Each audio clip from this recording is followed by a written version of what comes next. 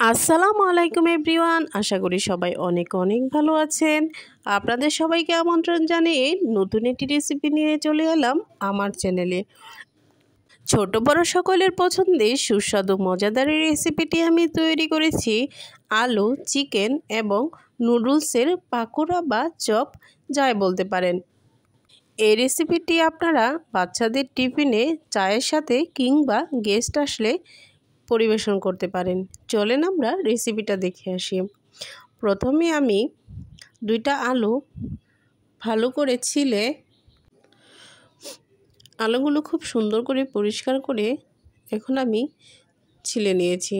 এবার আলুগুলো কিউব করে কেটে নেব সিদ্ধ হওয়ার সুবিধার্থে।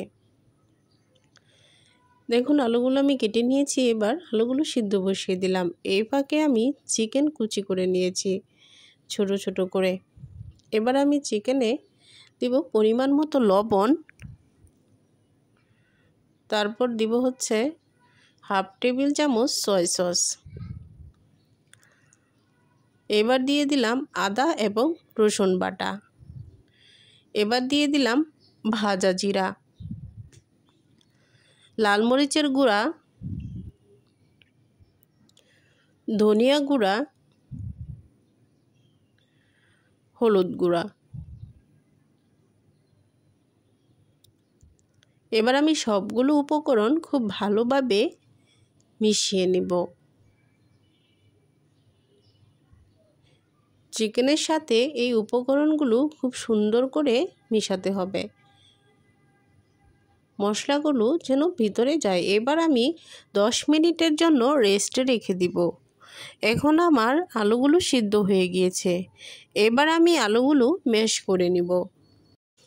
আলুগুলো খুব সুন্দর করে শুকনো শুকনো করে সিদ্ধ করে নিয়েছি। এবার আমি ম্যাশ করব সবগুলো খুব সুন্দর করে, যেন গোটা গোটা না থাকে। এখন আমি দিয়ে দিলাম পরিমাণ মতো লবণ এবং কিছুটা লাল মরিচের গুঁড়ো। এখন আমার ম্যারিনেট করা মাংসটা আমি এখানে দিয়ে দিব।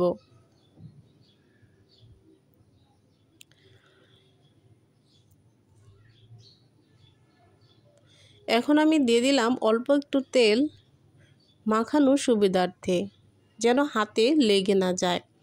এবার আমি সবগুলো ভালোভাবে মিশিয়ে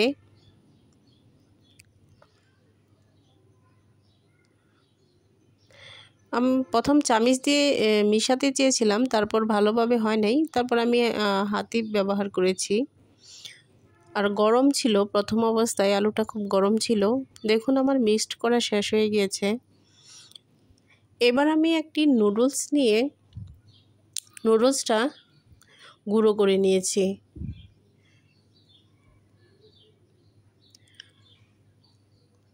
দেখুন নুডলসটা একদম ছোটো ছোটো করে একদম গুঁড়া করেছি। এবারে আমি একটি ডিম নিয়ে পরিমাণ মতো লবণ দিয়ে ডিমটা ফেটিয়ে নিচ্ছি। এখন আমি চপ শেপ দিয়ে দিব। এখানে কিন্তু আমি প্রায় মোটামুটি ভালোই মাংস ইউজ করেছি, যে আলুর সাথে এই মাংসের যে পোরটা কিন্তু একবারে মাংস দিয়ে ঠাসা ছিল। এবার আমি চপ সিস্টেম করে নিলাম শেপটা। আপনারা চাইলে যে কোনো শেপ দিতে পারেন। এবার আমি ডিমে এটা একটু ডুবিয়ে নিব। ডিমে ডুবিয়ে নুডলসে সাথে এটা উপরে একটা লেয়ার দিব।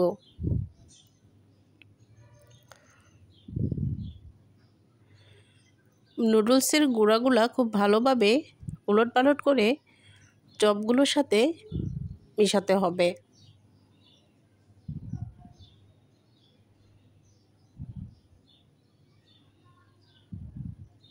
সবগুলো আমি খুব ভালো করে মেখে নিয়েছি।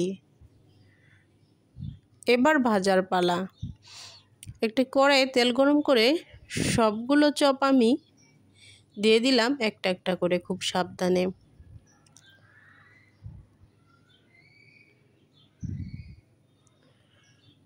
এবার আমি সবগুলো ভেজে নিব। এবং খুব ওলটপালট করে দিচ্ছি, সব সাইড দিয়ে যেমন সমানভাবে হয়।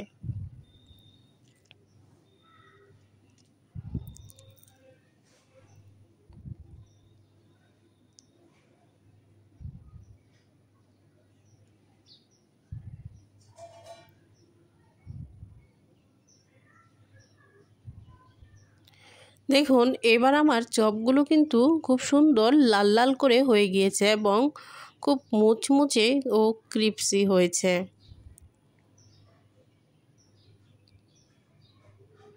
এবার আমি উঠিয়ে নিচ্ছি সবগুলো চপ।